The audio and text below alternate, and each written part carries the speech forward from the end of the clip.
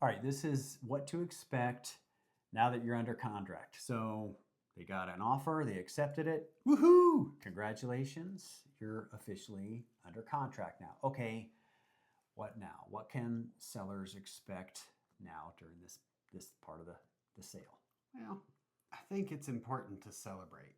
Yay! That's true. Okay, now we're done. Yeah. Done with that. Now let's get down to Come business. back down to earth. Now Right? what? Okay, so the very first thing that we're going to need you to do, right, is to finish that or fill out that seller's property disclosure. That has to be done within 24 hours and quick. sent back to us. So, yeah, you got the offer, you accepted it. Now the work begins. Yeah, that's true. So that's important. Look for another video that we recorded that explains that and walks you through some of the do's and don'ts. There's a separate video for that. Look for that. Right. The seller property disclosure. Disclosure. We're going to need that ASAP. ASAP. Yep. All right. So the next thing is the buyers are going to now want to do a home inspection. So they're going to want to inspect your home. Now, when it comes to the inspection, this is the most critical part of the whole sale. Okay. Chances are, if this is going to fall apart, which we don't want, but if it's going to be this part. This is a very fragile part. It's a very tense part. It can be. Yeah. It can be, but that's the whole purpose of this video. We want to prep you guys to navigate this, the trickiest part, the most delicate part of this whole sale. Let's prepare for it. Right. That's why we're making this soon, so we can be very intentional about getting through this successfully. Exactly right. So what we're going to talk about first is how to prep your home for the home inspection. So key number one, I want you to go find your furnace and I want you to put in a brand new furnace filter. I don't care if you did it 2 weeks ago. I want you to do it again right now. Spend the $5, get a new furnace filter and put it in immediately. Yeah, while you're at it, Clean it. get the vacuum. Yeah, get your shop vac, get a wet towel. I want you to wipe everything down, including the water heater, probably right next to the furnace. Yeah, these are absolutely going to be Critical.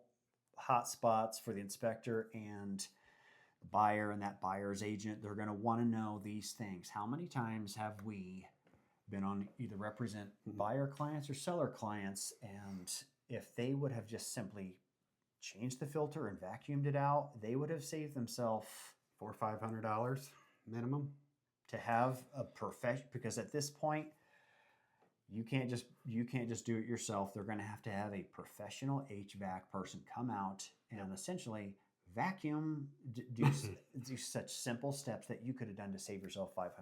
Yes. Okay. So we want to make sure you do that. Then the second thing is clean the house. We want the house to be smelling good, looking good, crystal clear, pathways to everything. I know you're starting to pack, and that's the important part. We do want you to pack. However, we want to make sure that there's access for the inspector for the sump pump, the crawl space, the walls. They want to be able to see all the light switches and all the outlets because they're going to test all of these things. So don't think you're going to just pile up all your boxes against the wall and hide that crack. Yeah. I know we're going to have you disclose it in the seller's property disclosure, but let's go ahead and show it off as well. Yeah, that's going to come across very poorly if it even appears that, oh, they were trying to hide something. Right. It's just not going to look good. Never goes well. And right now is also time to start talking about the pets. So if you've got pets, that day you and your pets need to be out of the home for the home inspection. And how long do you think that'll take? Inspections 3 to 4 hours long. Okay. Now, Wow. this can be an inconvenience. It is. That sounds rough. Get it? How about my kids? Can they be there? It's not ideal. No. No. I get it. You might work from home. Maybe you have a family member living with you. You've got kids, you got pets. We understand this. This can be an inconvenience to you. We get that. This goes back to the critical time. Can be a tense time, and this just adds to it. Right. Okay. So basically we want to gather everybody and every living thing up and exit the house for 4 or 5 hours, maybe the whole day. Yeah, we'll try Me? to coordinate schedules between. There's a lot of moving parts at this time. Do our best to make sure it coordinates with your schedule and their schedule so that you can be out of the house and they can be there. All right. And so then before you leave that morning or that early afternoon, depending upon what time the inspection is, one thing that we found is really great is if you were to bake a batch of brownies or some cookies and leave them out on the counter with a nice little welcome. Hey, welcome to your new home. We're so excited for you. We hope you love our home the way that we did. Make them feel really, really welcome. Yeah. Now, of course, you don't have to do this. It's But an extra it's- step, but man, it can go a long way, especially when we get down to, trying to fix this thing and Yeah. negotiating. It could be the thing that It just helps things. it just really It does does. go a long ways. It just makes everybody feel It does.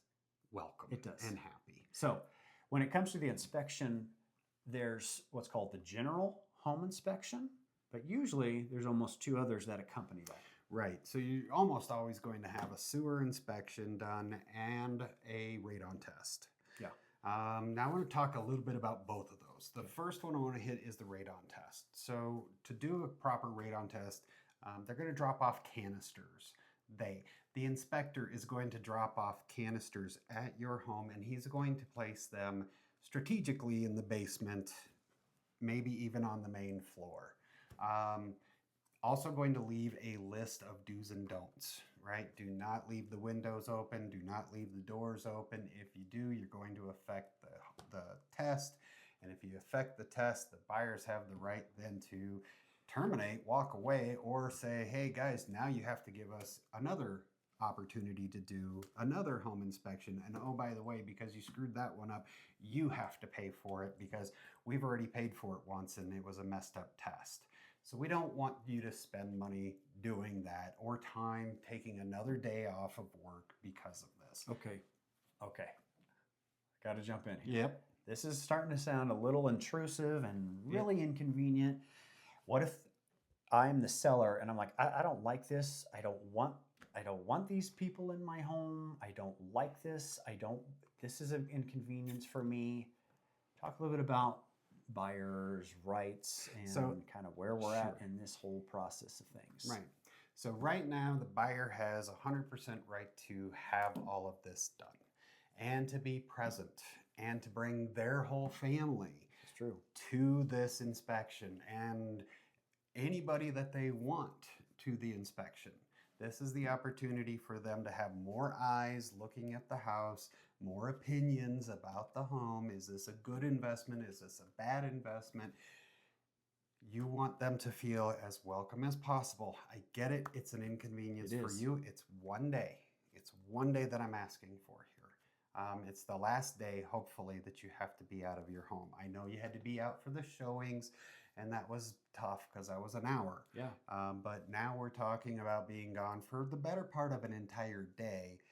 And I get that. So let's only go through this one time. Let's not Yep. go through this multiple That's a good way to put it. Just bite the bullet and do it. Mm-hmm. So that inspector could also be the kind of stereotypical father-in-law. It could be the brother-in-law. It could be a buddy from high school, or it could be what we call a normal home inspector. Yeah. So when it comes to the state of Colorado, it's It's the fairly Wild West. It's fair. Well, I was going to say that's true. It is the Wild West, but in terms of it's fairly buyer friendly. Yeah. This portion, good part of the contract, is friendly towards the buyer, meaning that it gives them several exit points in the whole process. This being a major one, Yes. we don't want that. So please do everything you can to accommodate Right. and let's get through this successfully. Right. And the other one, of course, that I wanted to talk about quickly was the sewer scope. Now, the reason why I want to talk about the sewer scope is you can never, ever look down your own sewer. You got to have a camera to shove it down there.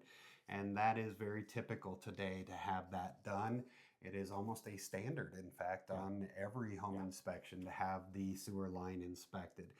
If there is no access point, or if you've covered it up with boxes, again, this might be where they come back out and say, hey, show us where we can go. Yeah. Or, you know, they may have to pull a toilet. Yeah. And I've seen them do that. So let's not have them tear up the home. Let's make it available and show them everything that we can. So we're talking about what we call like a clean out or an access point in the main waste stack. This is probably in your basement or a closet maybe, or a crawl space if you know where that. If you don't know, then you don't know. Right. But the chances are you may know it's going to be that large pipe, and there's going to be a little T coming off with a little access point that if you know where that is, please don't hide it.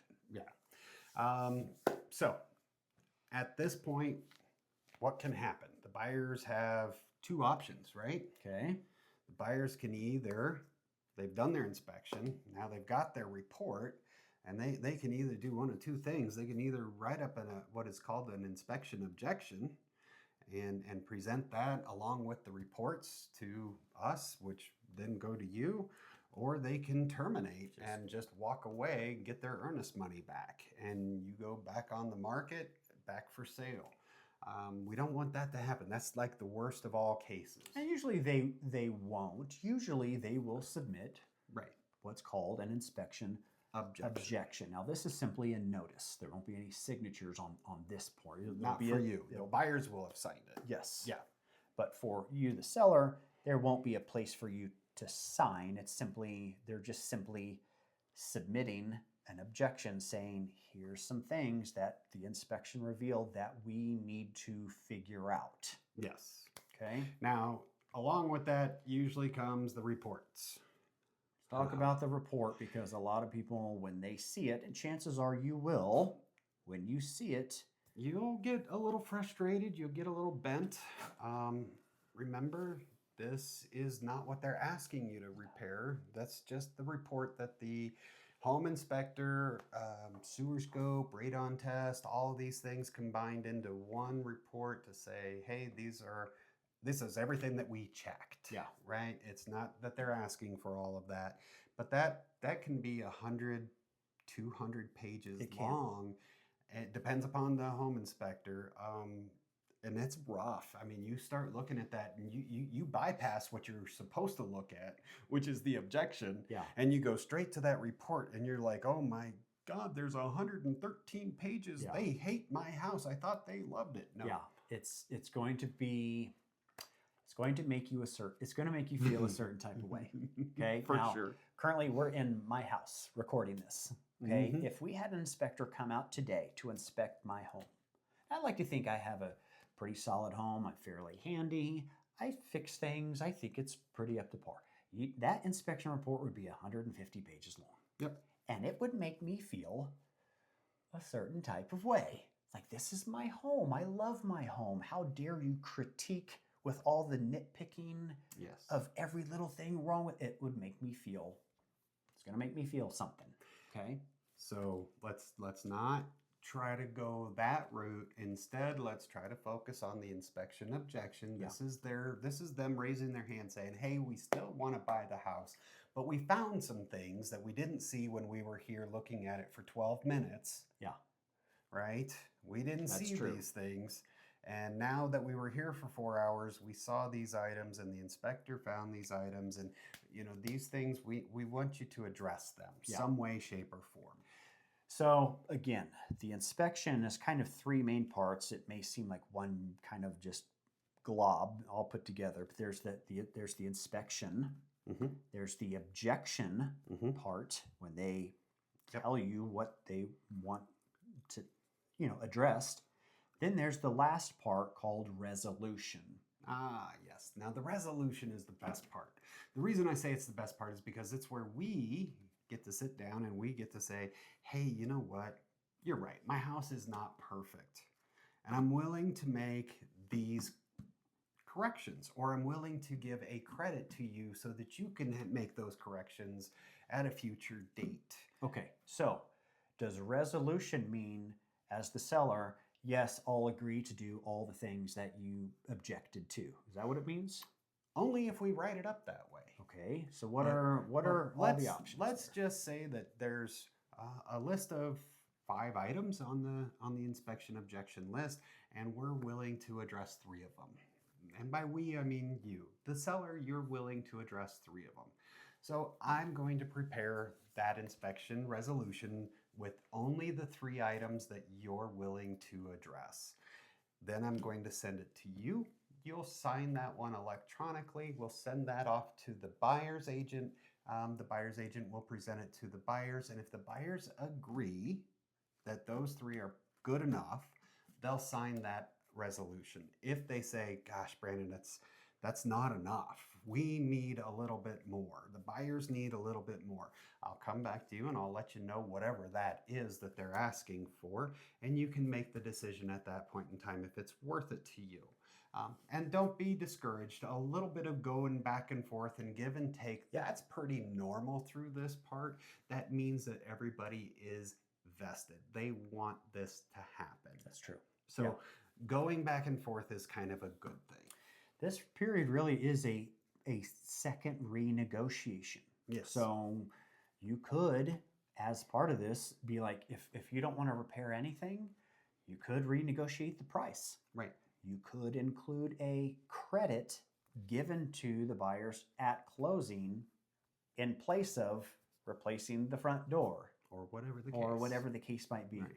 Several different paths to come to resolution at this stage. But look at this, look at the inspection period as a second renegotiation. Yeah. Um, And again, this is the resolution is the one piece where everybody has to agree and sign it. And if they don't, the contract itself becomes null and void. They get their earnest money back and you're back on the market again. yeah. So we really need to make sure that it works together. And I think the best way to do that is to look at this as some give and take. Yeah. There's going to probably be some compromise. Now, we can't control the buyers. I've represented sellers like you before, and we've dealt with some stubborn buyers.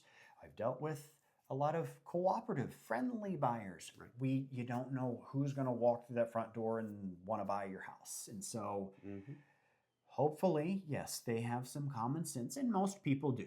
Most of the time, there's give and take on both sides, and that's why you hired us. We're going to be talking to that other agent saying, we're going to be working with them, negotiating with them, talking with them to make this work so the deal doesn't terminate at this point. Correct. All right, so just a reminder, your next step right now is going to be to fill out that seller's property disclosure. Yep. And the second step is going to be prepare for that home inspection because that's going to happen sometime in the next several days. So let's get going on that part. And if you have any questions, let us know. Give me a call.